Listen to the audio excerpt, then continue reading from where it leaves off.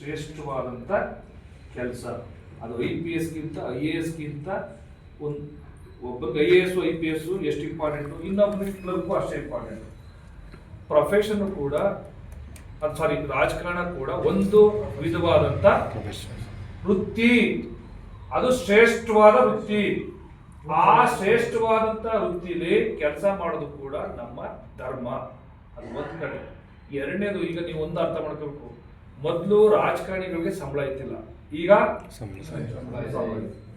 ಈಗ ನೀವೊಂದು ತಿಳ್ಕೊಳ್ಳಿ, IT ಕಂಪ್ನಿಲಿ 2 ಲಕ್ಷ ರೂಪಾಯಿ, ಸಪೋಸ್ 1 ಲಕ್ಷ ಅಲ್ವಾ, ಒಂದು ಕಂಪ್ನಿಲಿ ಕೆಲಸ ಮಾಡಲಿ. MLA ಆದವ್ರಿಗೆ ಎಷ್ಟಿದೆ ಗೊತ್ತಾ? 85,000ದಿಂದ 90,000 ಸಂಬಳ ಇದೆ. ಮತ್ತೆ ಅವನು ಕಾರ್ ಹಾಕೊಂಡು ಸುತ್ತಾಡೋದಕ್ಕೆ ಅವನಿಗೆ TADA 40,000 ಸಿಗುತ್ತೆ. ಅವನಿಗೆ ಡ್ರೈವರ್ ಸಂಬಳ ಸಿಗುತ್ತೆ, ಒಬ್ಬ ಗನ್ಮೆನ್ ಸಂಬಳ ಸಿಗುತ್ತೆ, 2 PAಗಳ ಸಂಬಳ ಸಿಗುತ್ತೆ. ಅದಲ್ಲದೆ ಹೆಚ್ಚುವರಿ ಅವನಿಗೆ ಟೆಲಿಫೋನು, ಮೊಬೈಲ್, ಅದೇ ಮೊದಲು ಟೆಲಿಫೋನ್ ಬಿಲ್ ಅಂತ ಕೊಡಿದ್ರು, ಅದು 25,000 ಇದೆ. ಒಟ್ಟು ಒಬ್ಬ ಶಾಸಕರಿಗೆ ಅವ್ರ ಕೈಗೆ, ಅವ್ರ ಅಕೌಂಟ್ಗೆ, ನಾನು ಗನ್ಮ್ಯಾನ್ ಬಿಟ್ಬಿಡಿ, ಗನ್ಮ್ಯಾನ್ ಅವರೇ ತಗೋತಾರೆ, PA ಸಂಬಳ ಅವರೇ ತಗೋತಾರೆ, ಈ ಎಲ್ಲ ಖರ್ಚುಗಳು ಒಂದು 3,20,000 ಬರುತ್ತೆ. ನೀವು ಡಿಸೈಡ್ ಮಾಡಿ, ರಾಜಕಾರಣದಲ್ಲಿ MLA MP ಆಗೋದು ಬೇಡ್ರ ಅಥವಾ ನೀವು ಬೇರೆ ಕೆಲಸ ಮಾಡೋದು ಬೇಡ್ರ? ಇನ್ನೊಂದು ಪ್ಲಸ್ ಪಾಯಿಂಟ್ಗಳು ಪಾಸಿಟಿವ್ ಹೇಳ್ತಾ ಇದ್ದೀನಿ. ನೀವು ಅದ್ರ ಮೂಲಕ ಪ್ರಮೋಷನ್ ಆಗ್ತಾ ಹೋಗ್ತೀರಿ. ಮೇಷ್ಟ್ರು ಆದ್ಮೇಲೆ ಪ್ರಿನ್ಸಿಪಾಲ್ ಆದ್ಮೇಲೆ ಡೈರೆಕ್ಟ್ರು. ಇಲ್ಲೂ ಕೂಡ ಅಷ್ಟೇ, ನೀವಿಲ್ಲಿ ಭಾರಿ ಒಂದಂತ ಹುದ್ದೆಗೆ ಪ್ರಮೋಷನ್ ಆಗ್ತಾ ಹೋಗ್ತೀರಿ. ಜೊತೆಗೆ ನಾನು ಅಲ್ಲಿ ಇನ್ನೊಂದು ಭಾರಿ ಇಂಪಾರ್ಟೆಂಟ್ ಏನಂತಂದ್ರೆ, ಯಾಕೆ ವರ್ಲ್ಡ್ ವೈಡ್ ಇದನ್ನ, ಅದು ಭಾರತದಲ್ಲೂ ಡಿಸೈಡ್ ಆಗಿರುತ್ತೆ ಏನು ಅಂತಂದ್ರೆ, ರಾಜಕಾರಣನ ಒಂದು ವೃತ್ತಿಯಾಗಿ ಪ್ರಾರಂಭ ಮಾಡಬೇಕು, ಬರೋರೆಲ್ಲ ವೃತ್ತಿಯಾಗೆ ಸ್ವೀಕಾರ ಮಾಡಬೇಕು, ವೃತ್ತಿ ರೀತಿನೇ ನೀವು ಅದನ್ನ ಆರಂಭ ಮಾಡಿ ರಿಟೈರ್ಡ್ ಆಗ್ಬೇಕು ಅಂತ ಹೇಳ್ತಾ ಇರೋದು. ನಮ್ಮಲ್ಲಿ 65ಕ್ಕೆ 60 ರಿಟೈರ್ಡ್ ಒಳ್ಳೆಯದು. ಅದರಿಂದ ಕಾಲೇಜ್ ಯಾಕೆ ಅಂತಂದ್ರೆ, ಇವತ್ತು ಸಮಸ್ಯೆ ಏನು ಗೊತ್ತಾ, ಅಡ್ವೈಸರ್ಸ್ಗಳು ಈ ದೇಶದಲ್ಲಿ ದೊಡ್ಡ ಸಮಸ್ಯೆ. ದುಡ್ಡು ಸಿಗ್ತಾ ಇದೆ, ಕೆಲಸ ಸಿಗ್ತಾ ಇದೆ, ಆಯ್ತಾ, ಕ್ರೈಮ್ ರೇಟ್ ಜಾಸ್ತಿ ಆಗ್ತದೆ, ಬಟ್ ಸಮಸ್ಯೆ ಇರೋದು ಏನು ಗೊತ್ತಾ ಈ ದೇಶದಲ್ಲಿ? ನನ್ನ ಪ್ರಕಾರ, ನಾನು ಆಲೋಚನೆ ಮಾಡೋ ಪ್ರಕಾರ, ಈ ದೇಶಕ್ಕೆ ಭಾರಿ ದೊಡ್ಡ ಸಮಸ್ಯೆ ಎರಡು ಇತ್ತೀಚೆಗೆ. ವೆರಿ ಸೀರಿಯಸ್ ಸೋಷಿಯಲ್ ಪ್ರಾಬ್ಲಮ್ ಅಂತ ನಾವು ತಗೋಬಹುದು, ಅಥವಾ India has been facing very cruel problems ಅವರು ಡಿಸೈಡ್ ಮಾಡಬಹುದು. ಒಂದು,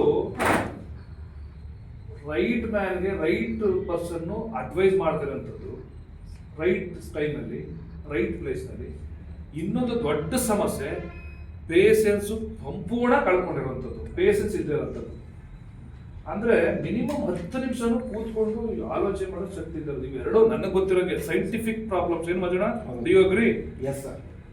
ಒಂದು not good advisor to good man, ಅಥವಾ ಎನಿವನ್ ಸೊಸೈಟಿಗೆ, ಎನಿವನ್ಗೆ ಅಡ್ವೈಸರ್ಸ್ ಇಲ್ಲದೆ ಇರೋದು.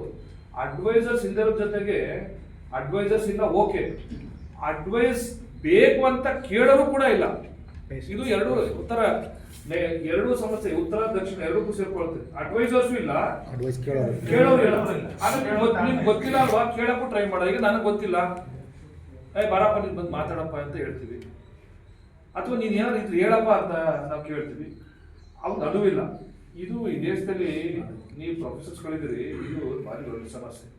45 ನಿಮಿಷ ಸ್ಟೂಡೆಂಟ್ಸ್ಗಳನ್ನ ಕೂರ್ಸಕ್ಕಾಯ್ತಾರ, 45 ನಿಮಿಷ ಕೂತ್ಕೊಳಕ್ಕಾಯ್ತಾರ. 45 ನಿಮಿಷ ಕ್ಲಾಸ್ ಇರಲ್ಲ.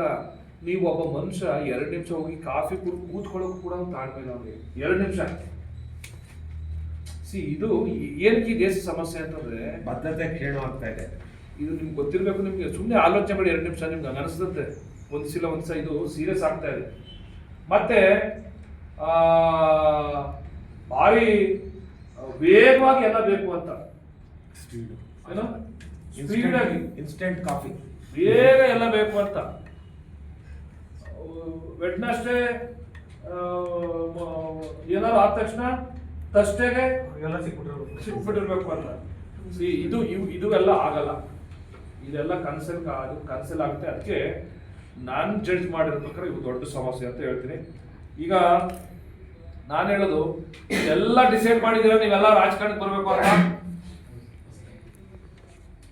ನಿಮ್ಮೆಲ್ಲರ ಭವಿಷ್ಯ ಅತ್ಯಂತ ಉಜ್ವಲವಾಗಿರಲಿ.